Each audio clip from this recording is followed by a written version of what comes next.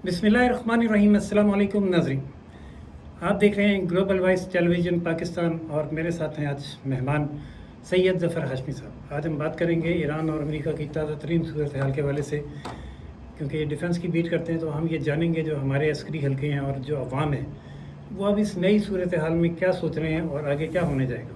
जी शादी, आप क्या देख रहे हैं कि जो दोबारा अमेरिका ने कतर पर हमला किया है, कतर के शिप पर वो अपना हरमत से गुजरने की कोशिश कर रहा था, तो टोल टैक्स के तनाज़े पर इतना बड़ा नुकसान कर लिया कि जो उसको $300 अरब मिलने थे वो सिलसिला भी रुक गया और इन्वेस्टमेंट और तरक्की का सिलसिला भी रुक गया। तो क्या आप समझते हैं कि ये इतना गैर दानिशमंदाना फ़ैसला ईरानी हुकूमत का था या इसमें कोई और साजिश आपको नज़र आ रही है? देखिए राशिद साहब, बिल्कुल इतनी तगो-दो के बाद एक मुआहदा तय पाया और ये सिर्फ दो मुल्कों के दरमियान मुआहदा नहीं था, बल्कि इसमें और भी बहुत से ममालिक जो हैं इन्वॉल्व थे, जो मफाहमत करवा रहे थे। इसमें पाकिस्तान का किरदार तो हम शुरू से ही देखते हैं कि बहुत मौसर और बहुत मुतहर्रिक किरदार पाकिस्तान के वज़ीर आज़म ने, पाकिस्तान के फील्ड मार्शल ने और नायब वज़ीर आज़म और वज़ीर ख़ारजा शारदार एक बड़ा मुतहर्रिक किरदार था जिससे इनकार नहीं किया जा सकता, और इस किरदार को सारी दुनिया तस्लीम भी करती है और इसको सराहती भी है। फिर इसमें कतर की भी शमूलियत हुई, फिर हमने इसमें देखा कि तुर्किया का भी किसी हद तक किरदार रहा, चाइना का किरदार इसमें रहा। तो ये सिर्फ ईरान की हद तक ये बात नहीं थी, बल्कि इसमें बहुत से ममालिक भी इन्वॉल्व थे। इस मुआहदे की पासदारी दोनों फरीक़ैन की ज़िम्मेदारी थी, और कम अज़ कम ईरान से हम ये तवक्को नहीं करते थे कि वो चंद घंटे भी जो है वो नहीं गुजरने पाएंगे कि उसकी जानिब से इस मुआहदे की ख़िलाफ़ वर्जी हो जाएगी, जिस मुआहदे का ताल्लुक़ ख़ित्ते के अमन से था, जिस मुल्क का ताल्लुक़ ईरान के अमन से था। आप समझते हैं कि ये हुकूमत ईरान का ही फ़ैसला था, या मैं ये सोच ये भी है मेरी भी और बाकी लोगों की भी कि पासदारान इनकलाब का हुकूमत से ख़िलाफ़ है, और या तो पासदारान इनकलाब ने ख़ुद या उसके अंदर शामिल कुछ इसराइली एजेंट्स ने ये हरकत की।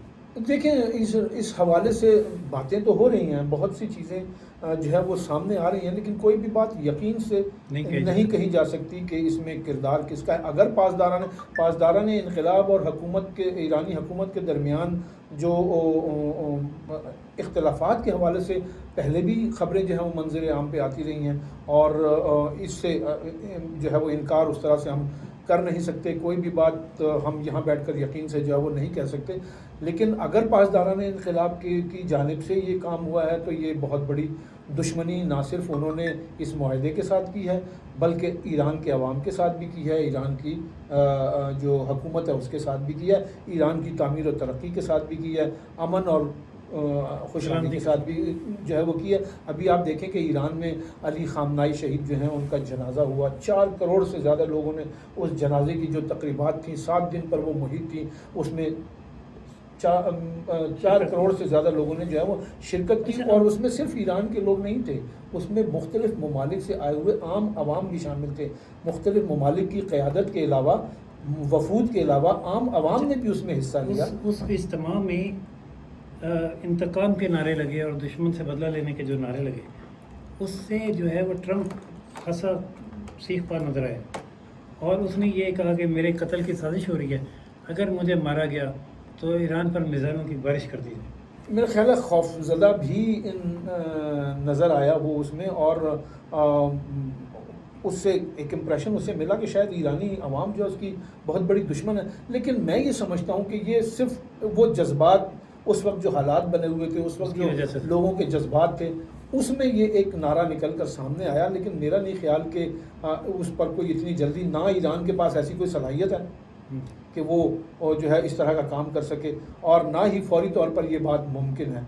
अलबत्ता इसमें इसराइल ने भी बड़ा अहम किरदार अदा किया, और वो फिर ख़बरें ये निकल के सामने आईं कि जी ईरान जो है वो डोनाल्ड ट्रंप को जो है वो कत्ल करना चाहता है। ये मीडिया में भी इस चीज़ की जो है वो तस्करा हुआ, वहाँ से भी जो है वो डोनाल्ड ट्रंप ने इस चीज़ का इंप्रेशन लिया कि शायद वो जो है हिट लिस्ट पर है ईरानियों की, ईरानी उसे मारना चाहते हैं। लेकिन मैं ये समझता हूँ कि ये काम शायद इतनी आसानी से और इतनी जल्दी मुमकिन नहीं। अब क्या देख रहे हैं आगे आप, ये अब जंग बढ़ेगी या कोई दोबारा पाकिस्तान ने कुछ कोशिशें शुरू तो की हैं हल्की फुल्की, کامیاب ہو سکتا ہے؟ دیکھیں اس سے بہت بڑا اعتماد کو دھچکا پہنچا ہے ان ممالک کے جو مفاہمت کے لیے متحرک تھے، جن کی متحرک ہونے کی وجہ سے یہ معاہدہ جو یہ طے پایا ہے، ان کے اعتماد کو یقیناً ٹھیس پہنچا ہے، اور اس میں پاکستان کے اعتماد کو بھی ٹھیس پہنچا ہوگا، اور یقیناً ہماری قیادت یہ سوچ رہی ہوگی کہ یہ کس قسم کی آپ اس کو بے وقوفی کہہ سکتے ہیں کہ یہ کی گئی ہے۔ ایران کو ہم یہ سمجھتے ہیں کہ دیکھیں جو یہ دو مرحلوں میں آپ اس کو دیکھیں، ابھی تازہ مرحلہ شروع ہوا ہے، اس سے پہلے جو پہلا مرحلہ تھا اس میں آپ نے یہ دیکھا کہ اگرچہ ایران نے براہ راست امریکہ پر تو کوئی حملہ کیا نہیں، ایران کے حملے ان ممالک میں تھے جہاں ایرانیوں نے امریکیوں نے اپنے فوجی اڈے بنا رکھے تھے، وہاں پر ان کی تنصیبات کو، ان کے اثاثہ جات جو ہیں ان کو تباہ کیا گیا، لیکن بہرحال ان ممالک کی خود مختاری تو متاثر ہوئی نا کہ وہاں پر ایران نے حملے کیے۔ اس کے باوجود ان ممالک کی جانب سے ایران کے خلاف ایسا کوئی حملہ نظر نہیں آیا، اور بعد کا جو ماحول بنا اس میں ہم نے یہ دیکھا کہ ایران نے حمایت حاصل کی ہے بہت سے ممالک کی، اور وہ ایک مظلوم کے طور پر سامنے آیا، اور پھر ایرانی قوم نے جس طرح سے رسپونڈ کیا تھا تو اس نے ایک ایسا امپریشن بنایا کہ ایران نے اس جنگ کو جیتا۔ ہمیں امریکہ تھوڑا آپ کہہ لیں کہ بیک فٹ پہ نظر آیا، اور ایران جو ہے وہ ہمیں نظر آیا اور اب یہ چیز ریورس ہوتی نظر آ رہی ہے۔ اب دیکھیں نا، ایران کو یہ سوچنا چاہیے، آپ کوئی اسپورٹس ہو، کسی بھی چیز میں آپ یہ دیکھ لیں کہ جیت حاصل کرنا اتنا مشکل نہیں ہوتا جتنا جیت کو برقرار رکھنا مشکل ہوتا ہے۔ اب ایران نے اگر یہ جنگ جیت لی تھی تو اب اسے کوشش یہ کرنی چاہیے کہ یہ امپریشن برقرار رہے، تاکہ اس کی ایک جو بالادستی ہے یا جو اس صورتحال پر اس کا جو ایک ہمیں وہ حاوی نظر آ رہا ہے وہ قائم رہے۔ اس میں دوبارہ حملے میں مجھے لگتا ہے یہ ایران کی مس کیلکولیشن بھی ہے۔ اگر پہلے اس پہ امریکہ شدت کے ساتھ حملہ آور نہیں ہوا تو اس میں جیسے آپ نے بتایا کہ دیگر ممالک کی مداخلت تھی، اگر یہ ممالک پیچھے ہٹ جاتے ہیں اور کہتے ہیں کہ ان کو ٹھیک ہے لڑنے دو، تو پھر وہ امریکہ اکیلا نہیں لڑے گا، جو دیگر ارد گرد کے مسلم ممالک ہیں وہ اپنے دفاع کرنے کے لیے وہ بھی حملہ آور ہوں گے۔ اگر حملہ آور نہیں بھی ہوتے تو کم از کم خاموش حمایت ایران سے شفٹ ہو کے وہ امریکہ کی طرف چلے جائے گی۔ تو یہ بے وقوفی بھی ہے، حماقت بھی ہے، اور ایسا ہونا نہیں چاہیے تھا۔ ایران کو میں ایک بات مکمل کر لوں کہ ایران کو اس میں ان ممالک کا بھی خیال رکھنا چاہیے جنہوں نے اس کو سپورٹ کیا۔ اب یہاں اس میں ایران اکیلا نہیں ہے۔ دیکھیں نا، قطر جس نے اس کی حمایت بھی کی، قطر نے اس کو $300 ارب بھی دینے، قطر نے انویسٹمنٹ بھی کرنی ہے، اسی کا جہاز اڑا دیا۔ آپ دیکھیں تو یہ یقیناً اس کو ہم سازشی پہلو سے نظر انداز نہیں کر سکتے۔ ٹھیک ہے، یہ سازش بھی ہو سکتی ہے بالکل، اور اس میں اگر یہ سازش ہے تو پھر تو یہ جنگ رک جائے گی، لیکن اگر یہ حکومت کی حکمت عملی ہے کوئی بھی جو ہے، میں اس کو کوئی نیگیٹو ورڈ نہیں یوز کرنا چاہتا۔ دیکھیں ہمیں غیر ذمہ دارانہ بیانات جو ہیں وہ تو اپنا ڈونلڈ ٹرمپ کی جانب سے بہت زیادہ نظر آئے، ٹھیک ہے، اور لیکن انہوں نے جو معاہدے کی کوششیں چل رہی تھیں ان کو نہیں روکا، اور بالآخر وہ ان کے جو بیانات تھے ان کا اختتام اس معاہدے پر ہوا جا کر، اور اس کے بعد ہم یہ توقع کر رہے تھے کہ اب دونوں ممالک جو ہیں وہ ذمہ داری کا مظاہرہ کریں گے، اور اس میں ایران نے پہل کر کے جو ہم معاملات کو چلیں جی، ہم شادی پڑوسیوں کے تو دکھ ہم نے بہت رو لیے، ذرا اپنا بھی دیکھیں کہ کشمیر میں کیا کچھ ہو رہا ہے، اور بلوچستان میں تو انتہا ہو گئی۔ آپریشن شابان کا آغاز کرنا پڑا، جس میں زمینی حملے تو ہو گئی ہیں ہماری فورسز کی طرف سے، ایئر اسٹرائک بھی کرنی پڑی ہے۔ کیا دیکھ رہے ہیں کتنی کامیابی ہوئی ہے اور یہ کس حد تک امن لا سکے گا؟ دیکھیں کامیابی کی حد تک تو آپ یہ کہیں کہ اب تک جو ہیں وہ 100 سے زائد دہشت گرد جو ہیں وہ اس آپریشن میں، اور اس کے علاوہ جو کارروائیاں ہو رہی تھیں اس سے پہلے، اس میں 5 جولائی سے ہم اس کو جو ہے وہ اگر کاؤنٹ کریں تو جو سرکاری اعداد و شمار ہیں اس کے مطابق جو ہے وہ 100 سے زائد یعنی کوئی 125 کے قریب جو دہشت گرد ہیں ان کو اب تک ہلاک کیا جا چکا ہے۔ یہ ایک بہت مشکل آپریشن ہے، اور ہماری جو فورسز ہیں ان پر بہت زیادہ ذمہ داری بھی ہے، دباؤ بھی ہے۔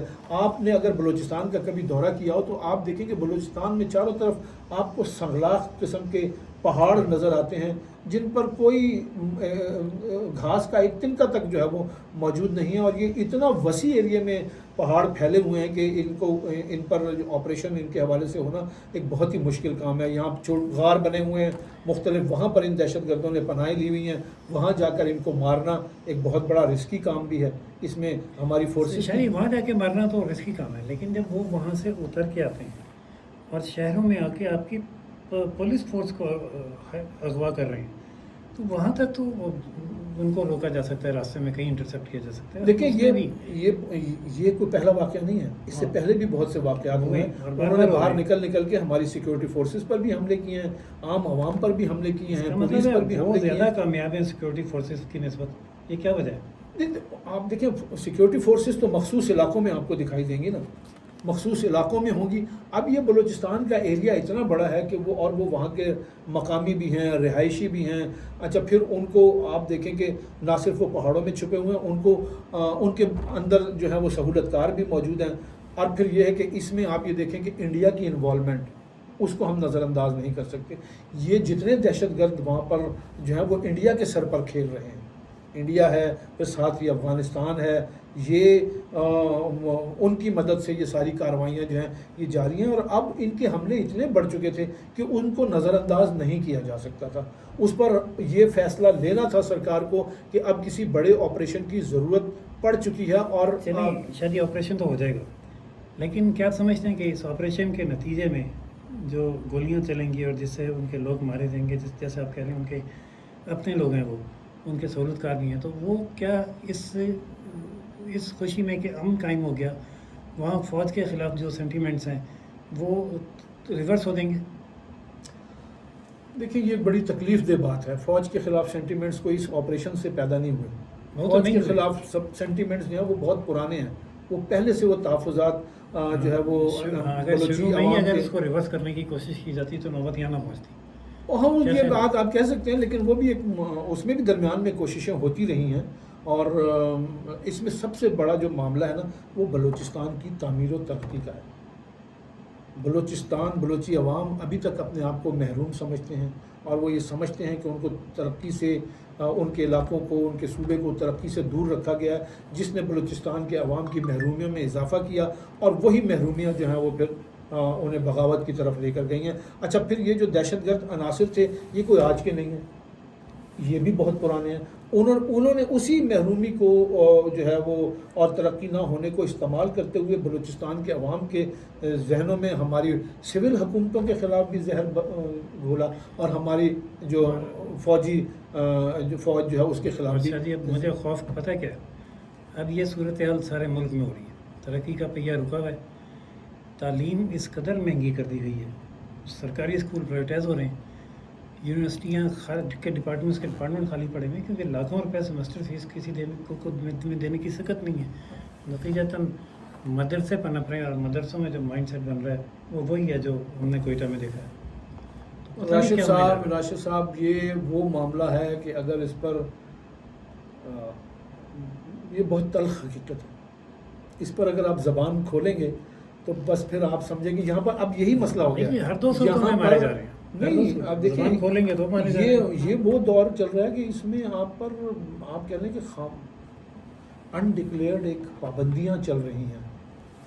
آپ کو مطلب ہے زبان بندی ہے، اور آپ زبان کھولتے ہیں تو وہ پھر آپ کو جو ہے وہ آپ دیکھیں کہ آپ اپنا ٹویٹر استعمال کر سکتے ہیں، آپ سوشل میڈیا پہ کوئی بات کرتے ہیں تو اس پہ پکڑ لیا جاتا ہے، آپ اخبار میں لکھتے ہیں، آپ ٹی وی چینلز پہ اگر کچھ بولتے ہیں تو آپ کے خلاف ایک ایسا. لیکن ان کو اس میں ڈفرینس کرنا چاہیے کہ کون ان کے اور ملک کے خلاف بول رہا ہے اور کس کے الفاظ جو ہیں ان کے اور ملک کے حق میں ہیں. دیکھیں اب بات وہ یہ ہے کہ آپ جب تک اس ملک کا سب سے بڑا المیہ جو رہا ہے نا وہ یہ رہا ہے کہ اس میں کبھی بھی حقیقی منتخب نمائندہ حکومت برسر اقتدار نہیں آئی.